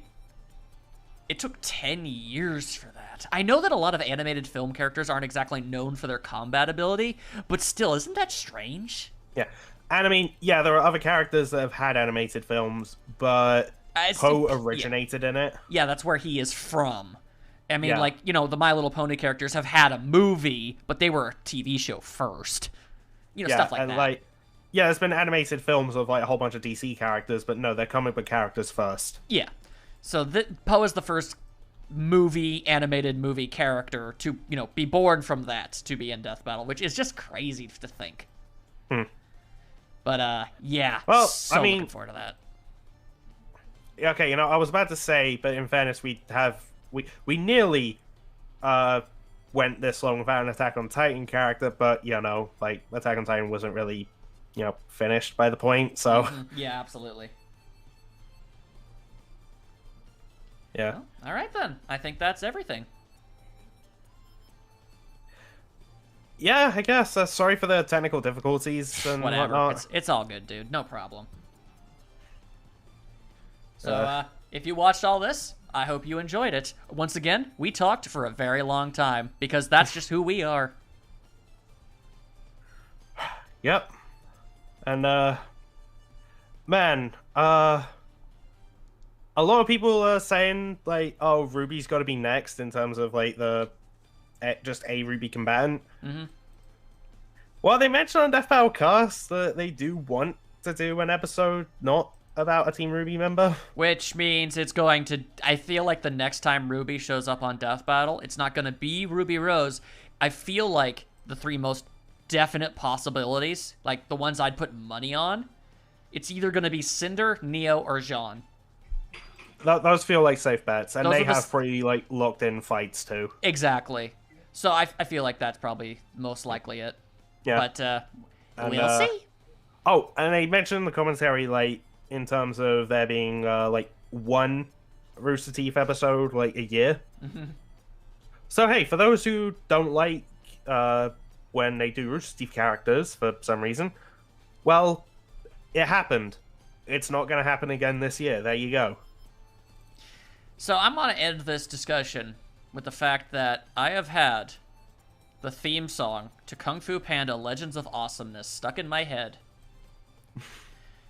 for like almost a whole damn week now. And I don't know if you've ever heard the theme song.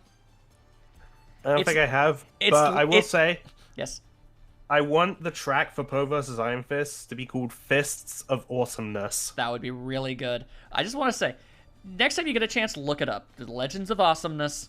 The theme song is literally Poe on the fly coming up with his own theme song. Oh, boy. And, like, it works for the most part, but even at points, he literally just goes, something, something, something, alive, stuff like that. So, like, I have the whole damn thing stuck in my head, and it's so frustrating. But it's catchy, so there you go. Yeah. And you know what, like, look, shout out to Attack on Titan fans. Like, I know it's probably gonna suck, like, wanting, like, a franchise to be represented in Death Battle for, like, however long, and then they finally get in, and it's not the fairest of matchups. But I wouldn't know anything about that. But it opens the door for that franchise to get in. And possibly lose 2 more times, if we're being honest with ourselves. Okay, that entirely depends on who Eren fights. It's gonna be the Tokyo Ghoul guy, dude. Oh. Well, I mean, I don't know Tokyo Ghoul guy that well, but it's just because I know the themes and stuff that, like, Wonder. I want it to be him. I know.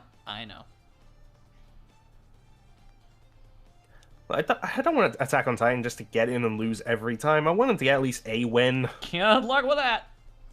Watch Sasha get in, despite the fact I do not want her to, and then she wins. I'd take it. I would too, and it sounds hilarious. Sasha forever. I don't want to risk it, though. Yeah, me neither. If I'm being perfectly honest. Like, look. A girl I like, but not wanting on death battle for the sake of protecting them? Wouldn't know anything about that. Look, I love Mikasa. But this was too good a matchup. Sasha, though. And, yeah, but Sasha, like, no. Don't put her in. No, never. She too cute. She too precious. She too sweet. Do not do this to her. Yes, I know about her fate in the actual program. I do not care. That did not happen. And even then, you saw a little clip that happened afterwards. Yeah, and it helped a little. Anyway, that's enough rambling. Very violent scene, though. Jesus Christ. yeah, true. Anyway, that's enough rambling for today. Hope you guys enjoyed this.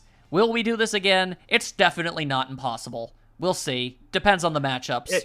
Yeah, it depends on what happens. So maybe when like a bunch of episodes are out. Yeah, I don't know. Maybe after like 5 episodes come out, we'll have like a general discussion, just going over everyone, just a little in a general sense, just casually. Or maybe when the season is over, we'll just like talk about what our favorite episodes are that season. Yeah, that's totally possible. Nothing isn't possible. There are no accidents.